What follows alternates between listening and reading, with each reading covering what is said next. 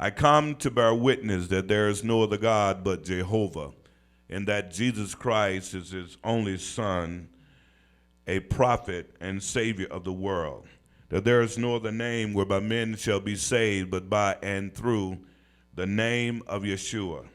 And at the name of Yeshua, every knee shall bow, every tongue shall confess that Yeshua, the only Son of the most sovereign, omnipotent Yahweh, is Lord.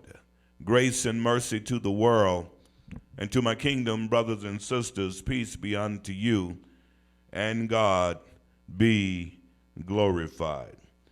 We are now at an interesting point as we come to this month, a month of which I in particularly don't particularly like nor care for. I think it is a stepchild's month. It is a month whereby we was given to be able to celebrate African history while everybody else can celebrate it 365 days out of a year. We here conquerors choose to celebrate it every Sunday. Thus we have the African American note. We have never ascribed to the fact that we only get 1 month, and that's why we've been doing this since 1991 to make sure our people understand that we are black every day, all day, 365, and nothing can change that by giving us 28 days. Didn't even give us a full month, but 28 days. So as a result of that, we want you to be understanding that we are still in this struggle. And we've been given niceties of complexities to make us feel like that everything has changed and that we're now doing something different. But church, we're not doing anything different. Fact about it, in some situations, our conditions have gotten even worse. And it's kind of like the frog swimming in cool water, not knowing that the water would soon heat up and he would be wiped out forever. So thus, we bring to you this series entitled The Psychology of Slavery. The Psychology of Slavery.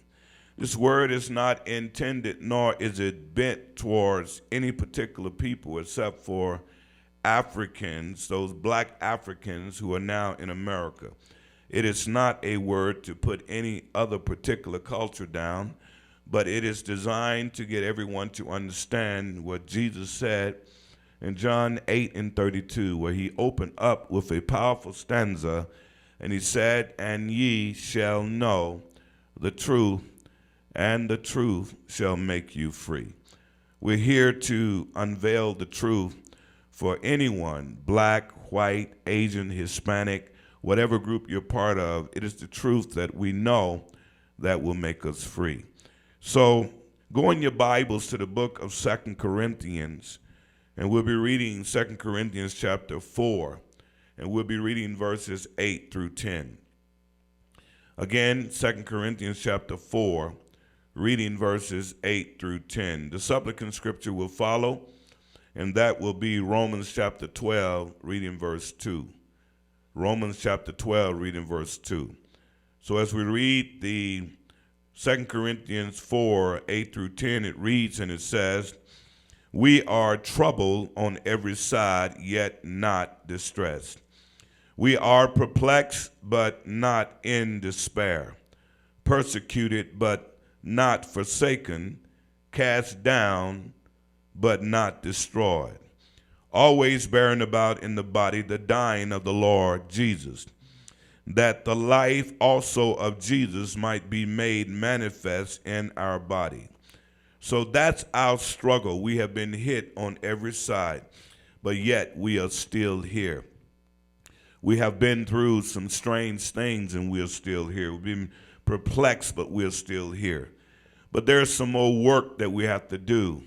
And that work is in Romans chapter 12, verse 2, where it says, "And be not conformed to this world, but be ye transformed by the renewing of your mind, that ye may prove that what is that good and acceptable and perfect will of God." I'm going to use for a text this morning in the first of this series entitled The Psychology of Slavery. The text this morning is Blacks Must Detoxify Their Mind.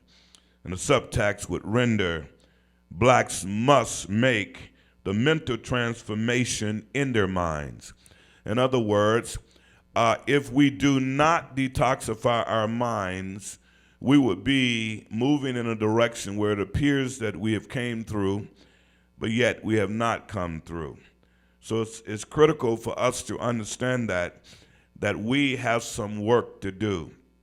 We no longer can begin to blame everybody else. What has been done, but now we got to detoxify our minds so we can stand up and be who we need to be as a people without waiting on people to come and rescue us, because they are not coming. You see, we was brought to America in the year of 1619. We worked the fields, actual slavery, for 244 years. After we worked the fields of slavery for 244 years, we was then given a nugget called Jim Crow. And we was under Jim Crow for another 100 years with certain niceties of complexity, meaning that it was still slavery, but you get a chance to live closer to the master.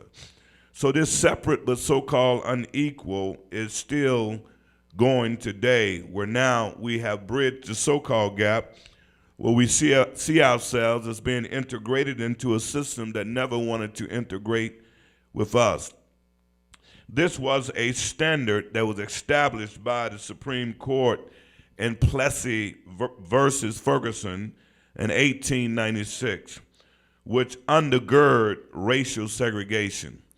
And the more you learn about segregation and the tenets of segregation and why some feel that it was necessary, it would blow your mind the reason why that we're still lingering and dangling in the paralysis of analysis, still trying to figure out segregation now, as George Wallace said, segregation tomorrow and segregation forever. There's a reason why Governor Wallace said that, and that's because of some other biological and sociological dominance of a particular race. I want you to understand that those that enslaved blacks in America and around the world instituted a heinous and vicious violence acts towards black slaves. And these violent acts was done in a way in order to break the slaves, to keep the slaves from being who they're supposed to be. I'm gonna give you just a little brief thing pertaining to life on the plantation. A lot of times, many people want to pretend that slavery didn't happen. Just like right now, they're in a cognitive, if you please, dissident move on the fact that they want to be able to say Jews was not, 6 million Jews was not killed in the Holocaust. It is like the ostrich effect.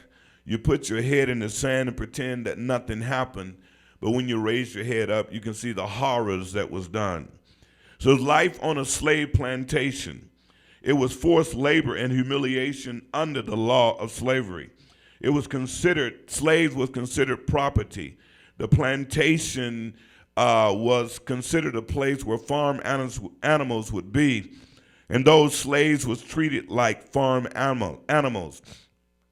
Now, the law was set in 1705, and it passed through the Constitution that slaves would therefore be like property, like the chair you're sitting in, like the dog that you may have, or the cat you may have at home, or even the cows you may have grazing in the fields. You see, if a slave ran away, he was caught, and they would beat him with a cat of nine's tail. They would beat him till he was almost dead. If he ran away again, they would beat him again until he was almost dead. And if he ran away again, then they would put a collar around his neck. One of those big collars that as he run, the bells on the collar would begin to make noise so the slave master and the hunters could find the slave. And if he got caught and ran again, Then they would beat him so bad with the cat of nine's tail and then cut his foot off. And then psychiatry, for the record, just so you would know, psychiatry in terms made a phraseology or a term for slaves that would run away. And that term is detraptomania. The word detraptes means mad, and mania means crazy. They would simply say if a slave is running away, he's mad and crazy. So if a slave is getting beat up and whooped and treated bad, they would say he was crazy for wanting to run away. That's what our people have been through. This vicious, heinous violence act was put upon many of our forefathers that was in slavery. So the treatment is that if we're going to get this slave to act right, we're going to beat him so bad, and the treatment was beating the devil out of him so that he wouldn't run anymore. Now, these are real things that took place with our forefathers, and I know sometimes it can be painful to go through them, but we must go through them so that it won't happen again. The Jews said it this way: the more we know about our past, then we can begin to fight it off so that it will never happen again. Like the Jews was told that the Holocaust was a fiction of the Jews' imagination.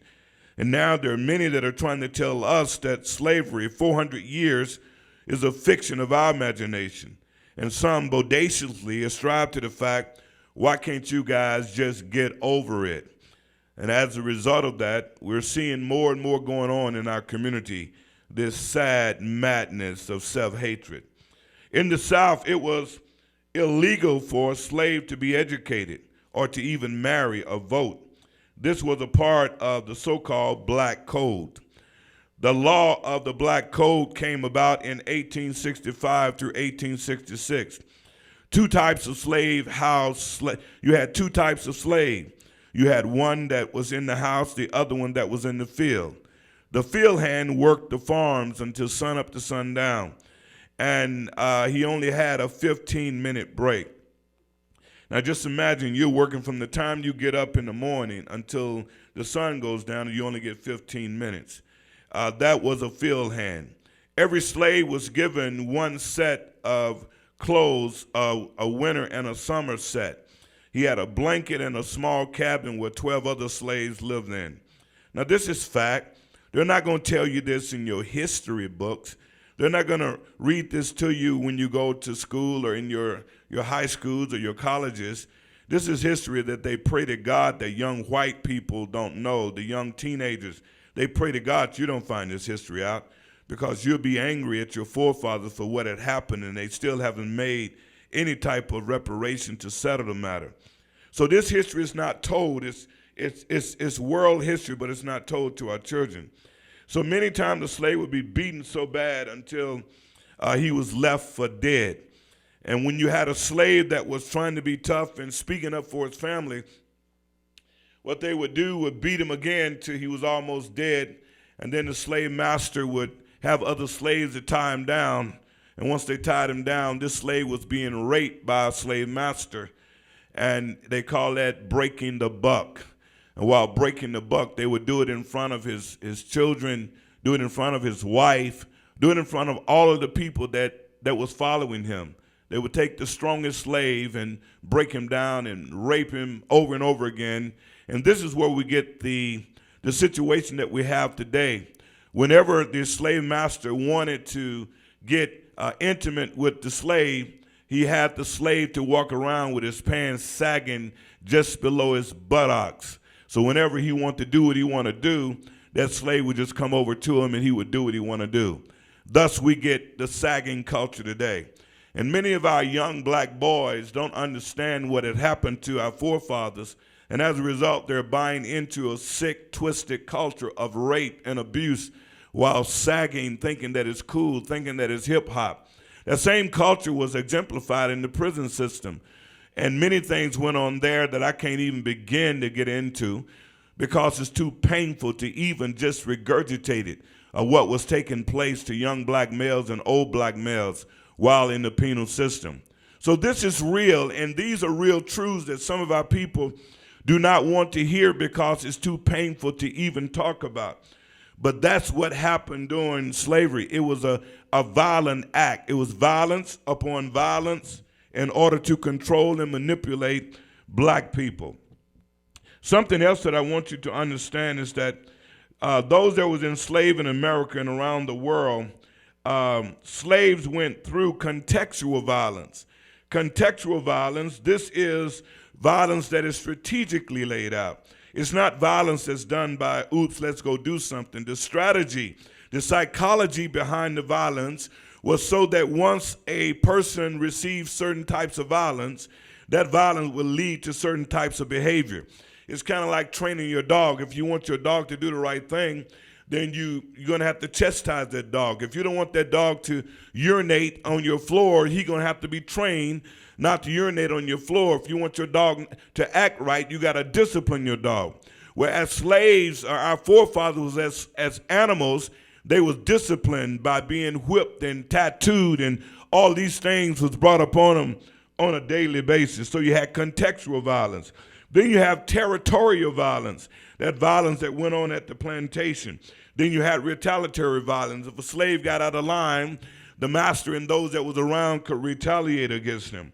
These slaves went through horrification. Now, what is horrification? Horrification is seeing something so barbaric, and you see it over and over again. I don't know if you ever saw the movie where they had, I think it was Samuel Jackson playing, I guess, the role of the house Negro. Today he would be called a coon and a buffoon. And he was playing that role, and when they got ready to bring Jamie Foxx, who was playing another role, and they brought in this slave that they had finally caught. And when they finally caught this slave, they brought everybody around so the children and the elders could see. And they had these wild, vicious dogs that haven't eaten anything for like a few days. And what they did, they released the dogs on this man. And the dog ripped him to threads and just ate him up. Now, that is what you call horrifying, and that word horrifying leads to horrification. Horrification is seeing repeated violence over and over and over and over and over again when you cannot do anything about it. It's like a mother or a father beating their children so much until they're bleeding and they're knocking their teeth out their mouth and they're bleeding and they're just screaming and hollering. You have another 5-year-old watching what the mother or the father is doing to a 10-year-old, and they're just beating this child in front of the other children. That's horrification. And what our forefathers have seen over the years, we have seen white slave masters beat and torment and sick dogs on slaves that came back from cutting off feet, cutting off heads and ears, and hanging up heads as chandeliers. We have experienced that type of violence over and over and over again. That is horrification. Along with horrification, then you get abandonment. So we as a people have been through all kinds of violence.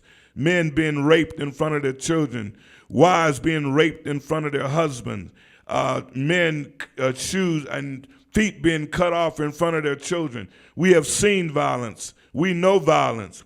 And I'm kind of surprised why everybody think that we have engulfed violence in our community. And we have now turned that violence on each other. And it's kind of like most of our young people are practicing suicide is because wherever they go, all they see is murder. And we wonder why our kids are killing each other. We wonder why young men are killing each other. It is called hopelessness. Live for what? Live to tomorrow? What's that? When you have no hope, you want to die. And when you want to die, you want to take others with you. We're in a situation now where the violence, the perpetual violence that passed down to us from the early 1600s even until now, some people say, well, why can't you make a choice? Why can't you stop it? As I get more into this message this morning, you're going to see some of it we can't stop. Some of it is going to have to die out. It's going to have to go through that generation so the next generation will have a chance. That is the violence that we're dealing with. We're dealing with contextual violence. We're dealing with generational violence. We're dealing with violent styles. We're dealing with violent coaching. We're dealing with all of this stuff that have come to our community. So the trauma of slavery can actually be passed down through our genes. Now somebody said, is that true? Of course it is. When you go to the epigenetic by Dr. Rachel Yestuda, professor of psychiatry and Icahn School of Medicine at Mount Sinai, she conducted a depth study research of epigenetics and the transmission of trauma of slaves. She did an intrust study that the slaves now are practicing, the descendants of those slaves have now found a rhythm of what had happened to them. It's called passing on the genetics. You know, you heard me use the phrase synetics. That means the sin that Adam committed was passed on to us. So we have a synetic transference. But now the violence that was perpetrated on slaves has now been researched and come to find out that some of that same violence have been passed on to descendants of slaves and is in the genes. Slave experience the transgenerational transmission of slave pathology. Slave pathology, the word pathology simply means abnormal behavior. A lot of the stuff that blacks do, if we're not careful, we'll be doing abnormal behavior, and we begin to start to think of ourselves as less than who we are. The bottom line is that slave masters, and to this day, are still playing the same game. And many of us are still falling prey to that game because we don't want to be who we are. Most black people want to be some other race. Most of us, we say, I got Indian in my blood, not knowing that Indians were the red master and the white man was the white master. When the Indians caught a slave running, the Indian would scalp him. The white master would pay $20 to $25 per scalp. So whenever a slave ran from the plantation, those Cherokees and Choctaws and Seminoles and all of them would go out to hunt him down. And when they hunt him down, if they couldn't bring the body back, they would bring the scalp back. And that's where we get the word scalping from. Native Americans, those Indians, chasing slaves in order to get $20 to $25 per scalp. For those of you that just love to be Indian, the Indians was just as worse as your white slave master because they caught you and they brought you back.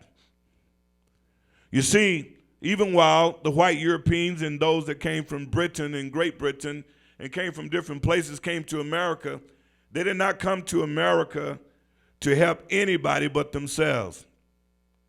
And as a result of that, the violence that came to America was vicious. And just as a brief note to my Caucasoid brothers and sisters, that simply mean my white brothers and sisters, and you are my white brothers and sisters if you know Jesus. I'm not saying if you're a Christian, if you're a kingdom citizen, you're my brothers and sisters. Just so you know, the white Europeans that came to America was released from all of the prisons that was in Europe and Great Britain. Great Britain did not send citizens that was nice. Great Britain sent the worst of Great Britain.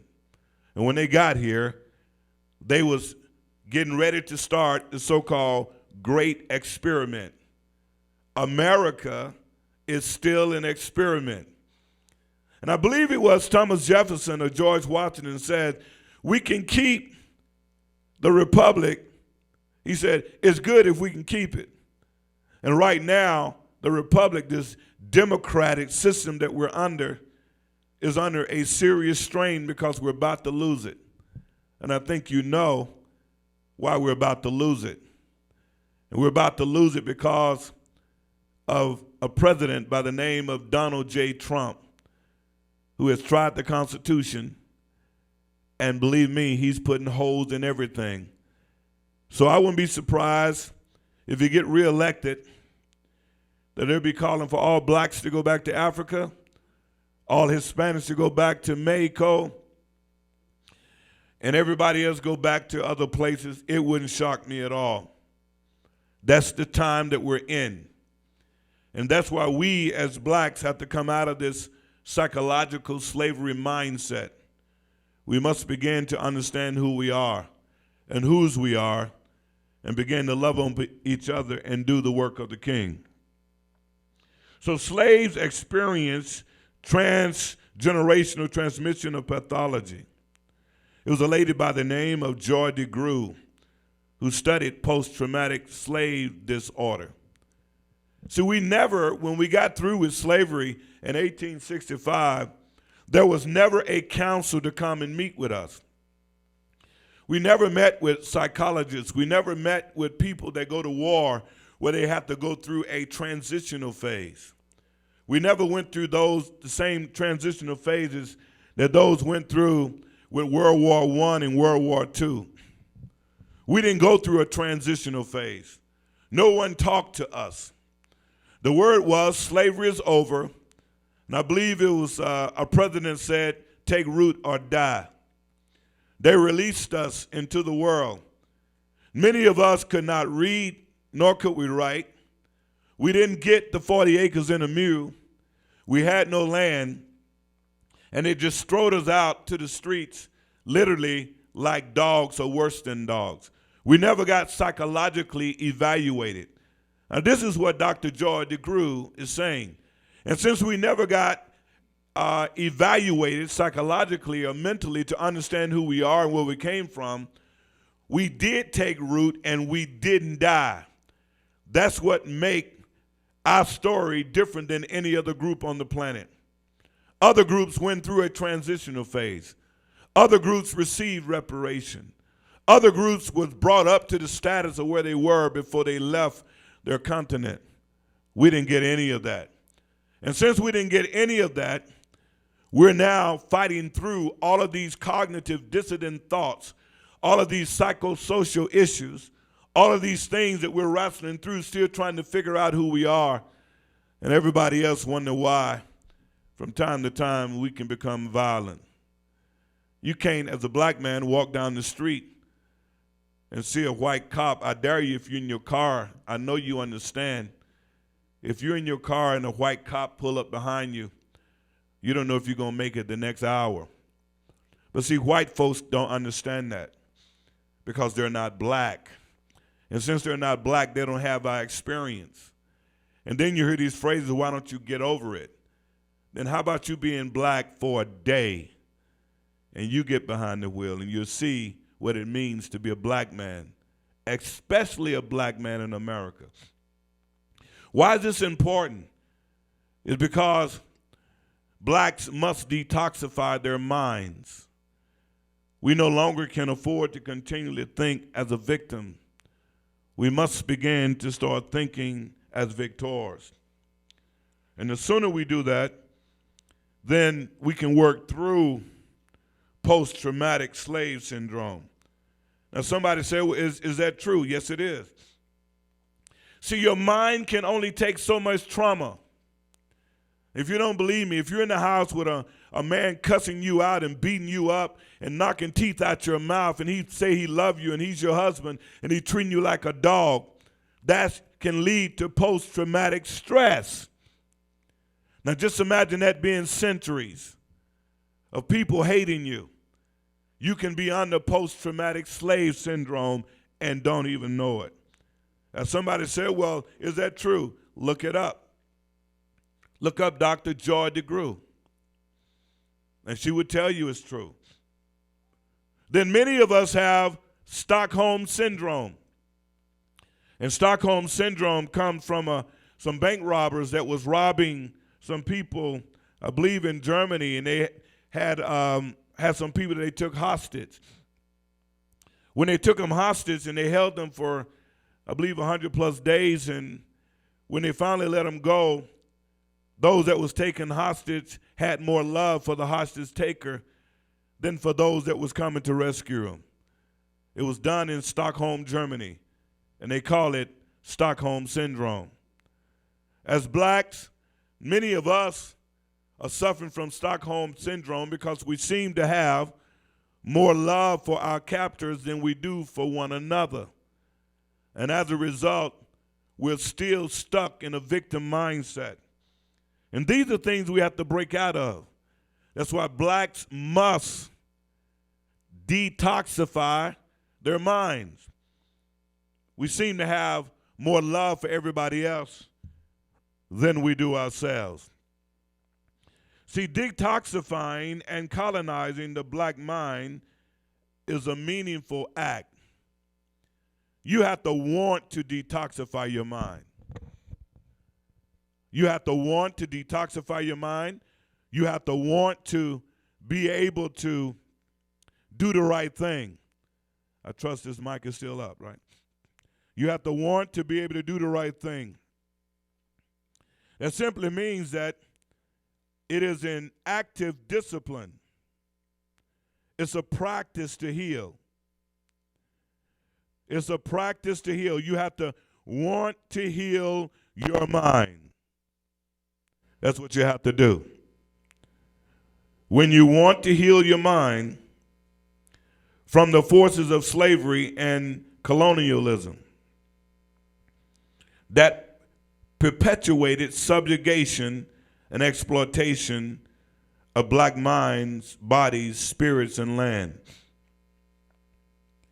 You have to want to do that. That doesn't change because you get saved. Some people say, well, I'm saved, but now my mind is great. You have to want to do that. That requires you individually going to make sure that you're no longer thinking as a slave. Many of us as blacks still think as slaves and wonder why cops and other people treat you as one. Blacks must detoxify and declutter their minds from the odious toxicity of white supremacy and brainwashing by Willie Lynch. You got to go into your mind and declutter it. You got to tell yourself, I'm no longer going to think this way. Willie Lynch trained a group of slaves in 1712. It was a master, he was a slave trainer, a master slave trainer. This is what he did in order to indoctrinate slaves. In other words, most whites love it when we're divided against each other. Now, the young people don't understand what I'm saying because they've grown up in a situation where they think we're post-racial. So I give them that. These kids don't, until they get a little older and they realize we haven't moved forward at all. They get around their grandparents and they start hearing the N-word and hearing other things. They realize, yeah, we're still here. But most young people don't think this way. Most young people say, let's move forward. But it's up to us that can educate them on the struggle so they understand when they see certain things, they know the struggle continue. It may not continue at their level as intense, but it still continue throughout the world. So it's important for them to know. Whatever you do as blacks and as whites, never lie to your children because they're going to find out the truth. And sometimes parents lie to their children because they don't want to deal with the confrontation. Because you want everything to be perfect, they're not stupid. They're going to realize it's not perfect. Children are not dumb. They're going to come to find out I do have a racist, bigot teacher that don't like me. Cops do stop black folks and beat them up and kill them. I believe that white kids need to know the truth more than black kids because they have been lied to for centuries by their parents and their grandparents. And when they know the truth, that's what's going to make a big difference because most white children don't hear this stuff. They don't hear the truth. All they hear is what they read in the books. They hear what grandpa said. They hear what grandma said. Everything is nicey-nicey, but they don't hear the legacy of pain and violence that their generation and that their race have perpetrated on the whole world. It is that truth they need to hear. So when you're around young white kids or older white people, don't shut up because they show up. That's the time to teach them something. And then when they grow up, they'll understand the world is really not fair. And then they can take ownership of it. It would be a disservice that, you don't tell them the truth because you don't want to hurt people's feelings. You don't want the confrontation. Like today, most black people are afraid of being black, especially when they're around white folks. Not knowing that white folks need your truth. I mean, they need it bad. What happened when they grow up and they start to have mixed kids? What lie you gonna tell them? Because if they're mixed, they're black. I don't care what you say, they're still black. And if they don't think they're black, when they get on the bus, when they walk through the mall, when they go to school, other white people gonna see them as black. So you might as well learn the history, and you might as well learn what the history meant and what it still means. So here's what Willie Lynch said. Willie Lynch said this. He was a master slave trainer. He used age.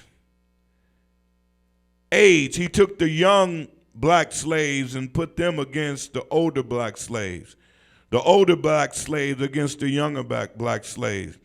Then he used color or shade. Now just think about the psychology of this. He used age to divide the slaves. Age.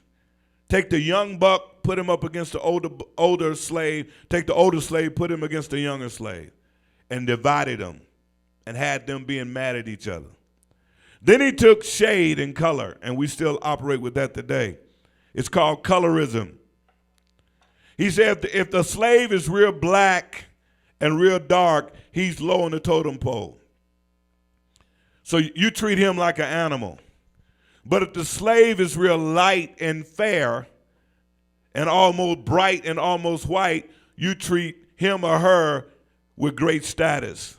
So the light-skinned slave would be in the house. The dark-skinned slave would be in the field.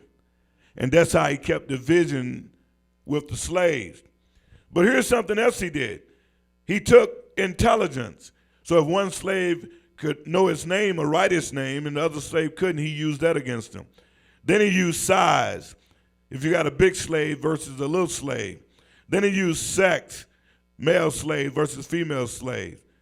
Then he went on and used size of plantation. So if a slave was living on a big plantation versus other slave living on a small plantation, he used that. Anything to divide. Then he used attitudes of owners. Some owners would treat a slave nice, other owners would treat him bad. So he used that. He used anything that could keep slaves divided. He said whether they was in the valley or living on the hill. And here's something else that I think reaches out. He said whether they lived in the north, the south, the east, and the west. He even used directions to cause slaves to be divided. This is why we get the phrase west side, and we have east side. The rappers even use that today. You're from the east coast, west coast, south coast, southern coast, whatever. They use all of that stuff today. Willie Lynch started it. He started it all. And slaves are still practicing. We're getting sound. Slaves are still practicing it. So as a result, keep going out. As a result, what we end up having, devil don't want you to hear this type of stuff, okay? We keep on having, you have all these different types of things that goes on when it's pertaining to the slaves. Those things that goes on pertaining to the slaves are the same thing that pertains to us today. Why are black people still divided? All these years, we are still divided. We still can't get along. We got Some women worrying about who hair is too long. Oh, you know the enemy gonna fight this truth.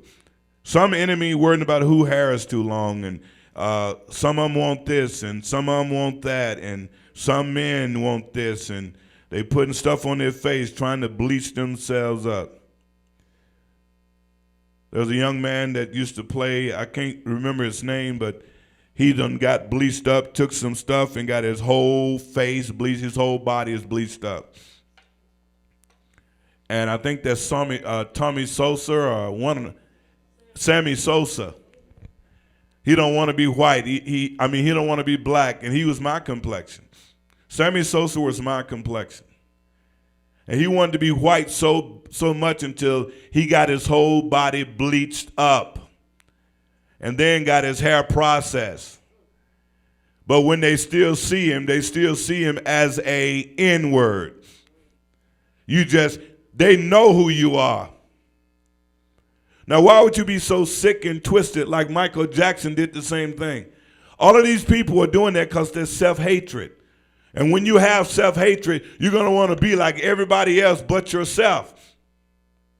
You're not going to even want to talk like yourself. You're going to do everything to be someone else. And that is what we have to deal with, the psychology of slavery, because our people are trying to be what they never can be. They hate the gene, they hate the skin that they live in, not knowing that the skin you live in is the most dominant skin in the world. Write this down. Everybody is genetically black, for the record. There's no such thing as any other color. Everybody is genetically black. Black is the strongest DNA on the planet, strongest gene. We carry the dominant gene. Whites carry the recessive gene. So why you running from your blackness? They're trying to get black, and you running from black. Blacks don't have to go get no tan. We're born with it. The point is that we got all of these people that are psychologically damaged because they're trying to be what they can never be because they don't know who they are. This indoctrination can cause black to be able to be in this spell for hundreds of years and maybe thousands. I know it's at least 63 years because that's how old I am. And when I was growing up, I heard the phrase, if you too black, get back. If you bright and almost white, you all right. So Willie Lynch started that concerning shades of skin. And we're continuing to manifest it. But not us here at Conquerors, because we know better. You see, the multi-generational oppression from centuries of chattel slavery and institutional racism can leave a chemical mark on a person's genes, whose forefathers were in fact slaves. You see, you're probably doing some stuff that you didn't even know that you're supposed to be doing, and you're trying to figure out where it's come from. A lot of this stuff is passed down. And that's why when it comes to talking about issues like this, most of us be afraid because you have a plantation mind. When you have a plantation mind, years ago, the way it was in slavery is more than 3 blacks was together, one of them was going to get lynched. Fact. If there was more than 3 blacks together, one was going to be lynched. And if there was more 3 to 5 blacks together, a white person had to be present. While working for the Department of Correction, I understood that every time we had chapel, and it had to be a white person in the chapel. Why? Because the fear is whenever black people get together, the white man feared that black people are talking about doing something to him. Right here in this town, whenever you was driving in Belleville, if there was more than 3 to 4 people in the car, black men or black females, they would pull you over. The same type of thing went on in slavery, still being practiced today. I can recall while working in prison is that we had people that we call circuit riders. A circuit rider was an inmate that had a lot of influence on the young blacks that was in any prison. Wherever you put him at, he's going to take control of that prison. Period. Officers can't do nothing about it. Wardens can't do nothing about it. Lieutenants and captains can't do nothing about it. Majors can't do nothing about it. When he show up, he got the prison. Because those young men were going to listen to him. So they would make him a circuit rider. Every 10 days, he would be going to another prison. They would take him and put him in a segregation unit where none of the guys could see him. And every 10 days, he'll be transferred to another prison. That's the same thing that the slave masters did to the rebellious slaves during slavery. Whenever there was a slave that could get all of the plantation workers together and get them to uprise, they were moving from plantation to plantation. So prisons are no more than micro plantations where our young men bounce back and forth, especially the federal prison. So you're looking at a system, the system of white supremacy, that is in full operation, and it has never stopped. Write this down. Slavery for black people has never stopped. Your cities are just plantation.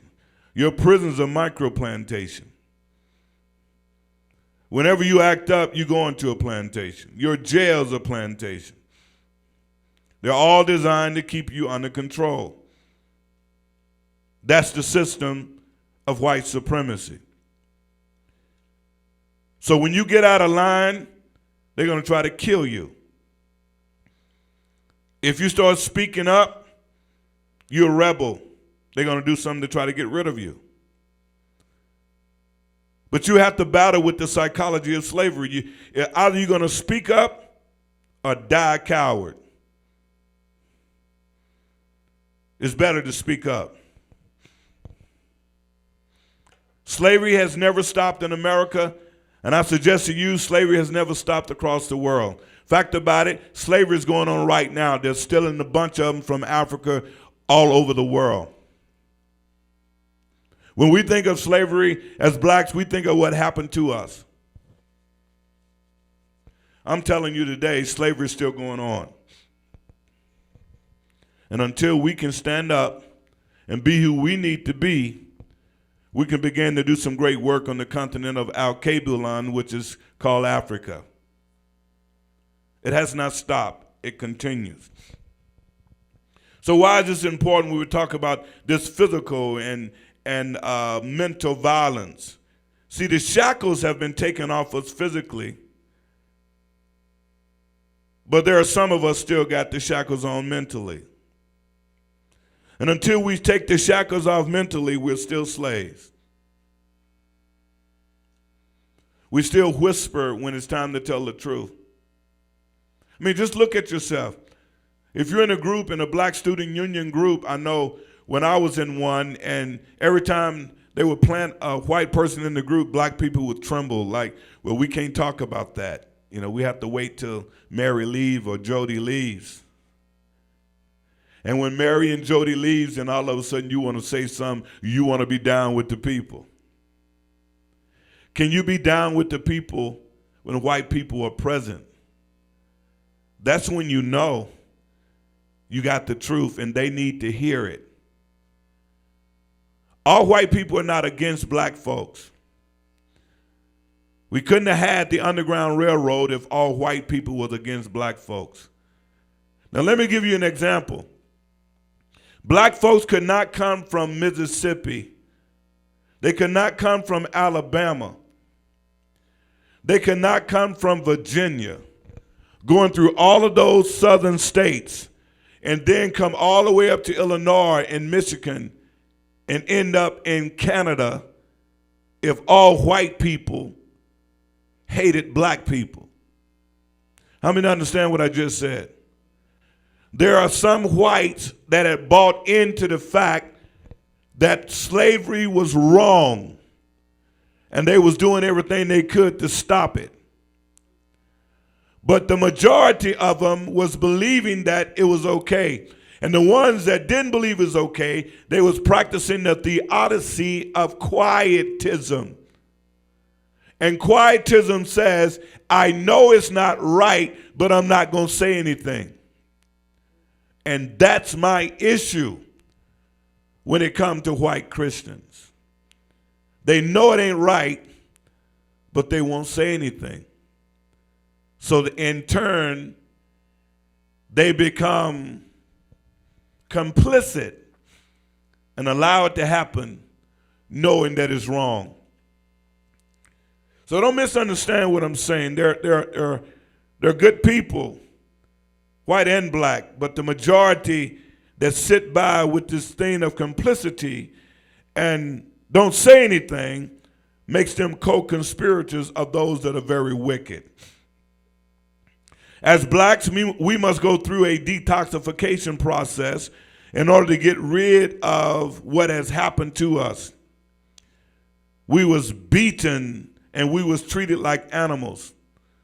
We was labeled as property, used and discarded. For over 400 years, we are responding to white supremacy. Our response is, get your boot off my neck. You know what they call that? They call that militant. I had a young man in one of my groups that I did, young white guy. I said, I want to use you as a prophet, if you don't mind. He said, yes, sir. I said, lay on the floor for me. He laid on the floor, and I put my boot on his neck. I said, how does that feel? Oh, it's very discomforting. I said, how about if I put a little bit more weight on it? So I kind of leaned in a little bit, just gave him a little bit more weight. He was struggling and straining. I said, how does that feel? Well, it's really kind of, it's bad right now. I don't like it. I said, oh, okay. I said, let me add a little bit more to it. And I just kind of leaned in a little bit more. He started to gag and barely could breathe, and he was mad at me. I could tell his demeanor changed, and I just leaned in a little bit more. I said, how did that, he's just trying to get it off. I said, no. And I just kind of, he just leaned in just a little bit more. See, he had to feel what we feel in order to understand how we feel. So I leaned in a little bit more, and he was strangling, about to throw up and everything else, and he was trying to push my foot off his neck. I mean, just moving, trying to push it off. And after he got through moving and trying to put it off, I said, how did that feel? I didn't like it. I said, now you have just had the black experience. You call it militancy.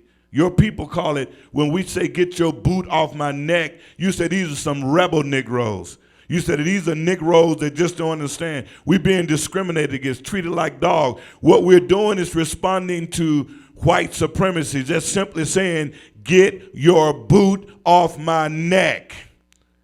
But you call us rebels, and you say that we're too militant and that we hate white folks. No, we don't hate white folks. We hate what white folks do to black folks with the boot on the neck. I said, do you understand now? Oh, yeah, I got it now. I said, that's all it is. Get your boot off my neck. And we've been saying get your boot off my neck for the last 500 years. But they say you're a militant. It's okay to keep the boot on the neck as long as you down and we got you in control. So I want the young people to know, when you think of Malcolm X, just think of a man saying, get your boot off my neck. You think of Martin Luther King, think of a man saying, get your boot off my neck. When you think of Stokely Carmichael, get your boot off my neck. Harriet Tubman, get your boot off my neck. Whenever you think of all of these civil rights leaders and all of these people that are out here trying to fight for justice, all they're saying is, get your boot off my neck. But we put them down because, well, Malcolm was he was too militant. No, he wasn't militant enough.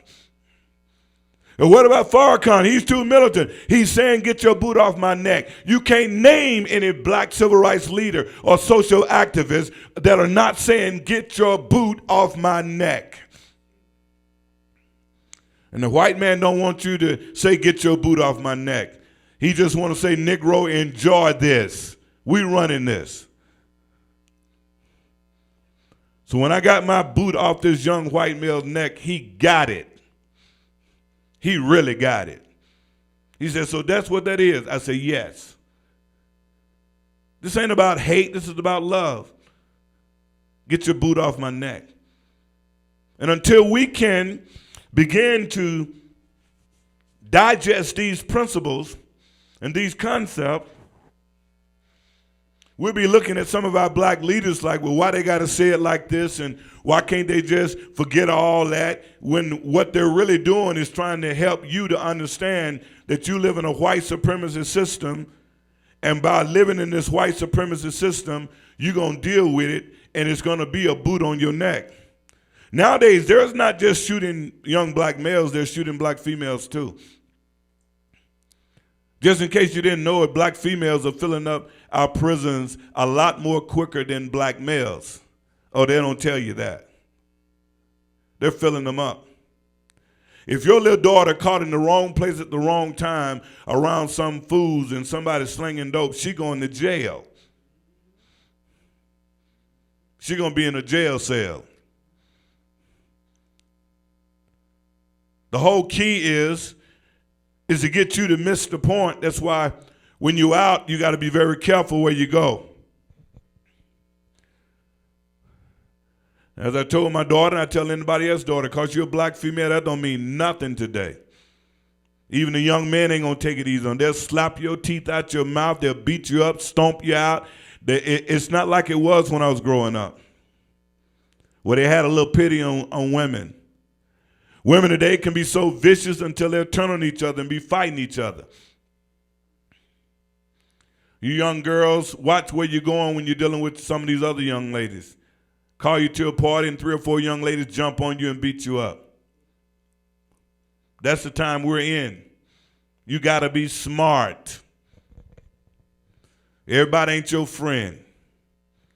And if you black, you probably ain't got too many anyway. You just think you do. So why is this important? Your mind got to change. Blacks' minds we must detox ourselves and begin to love ourselves and do more for ourselves.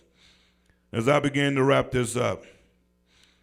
As black, we must go through the detoxification process of what have been beaten into us. We are not animals nor property to be used and discarded for 400 years. We were never given reparation. We was tossed to the street like dogs and told to take root or die. We are men, women, and children. Our forefathers are builders and founders of great ancient world civilization. Only when we truly know where we came from will we truly know where we're going. And here's how we do it in order to reconnect to getting our mind detoxified and decolonized. Whenever you learn something about your history, that what you learn allows your brain to go back to who you really are. When the more you learn about who you are, the more you can reconnect to your ancestry. When we know who our forefathers were, these black folks, men like Imhotep, King Mansa Musa, Makeda and Queen Sheba, Shaka Zulu and King Hannibal. When we know who these people were and understand the power that they had during their reign, that connects us psychologically and emotionally back to who we are as a people. And this is why this history was never passed on to us, because we would have rebelled over and over again, as many of us did. We wouldn't accept the mediocrity of slavery, and we didn't. We fought. It's not like what Kanye West talking about, we didn't fight. That means you don't know his history. There was an uprising just about every other week on most plantations. We fought, but they had guns and we didn't. So the whole point is, when you know more about your history, the detoxification of your mind begins to take place. Your DNA begins to change in a way where you now see yourself as a great people. And we mentioned Hannibal, we mentioned Shaka Zulu, we mentioned Queen of Sheba. All of these people were black. We mentioned Makeda. We mentioned all of those. But here are some current people that you may not know. And these are black people. Dr. Thomas O. Manson, a black man who is an inventor of fiber optics and nanotechnology, who also built the first bullet train in many nations. He's getting ready to build one in Ghana right now. They've already built one in China. See, when you know that there are black people that are doing great stuff, it causes your mind to change. You see, Dr. Manson also was responsible for the internet and created a black Disney World. You see, most of us have finally got on the internet, but you don't know how it happened. Look it up. The internet came through Dr. Manson being a part of a team, and he being a part of that team with fiber optics and nanotechnology. He came up with it, and he got more than 6 patents on it. A black man. The internet you now browse was invented by a black man. But see, people don't want to tell you that because you start to think that you're important. It's in your DNA. Dr. Manson is also an urban intellectual and holds 14 patents and founder of the National Academy of Inventors. Another man by the name of Dr. Mark Dean, a black man, invented computer process chip. He holds 3 of 9 patents and a co-creator of IBM personal computer, released in 1981. Now, these are black folks that live in Africa, but they don't want to tell you who they are, because if they tell you who they are, you start to think you can do it, but it's in your DNA. Dr. Philip E. Wally, a Nigerian, a black man, who invented the internet and the cell phone. He was a part of that process, invented the internet and the cell phone, who said that Africa is going to be a mega place where people can go to be able to understand technology in its rawest form. Why?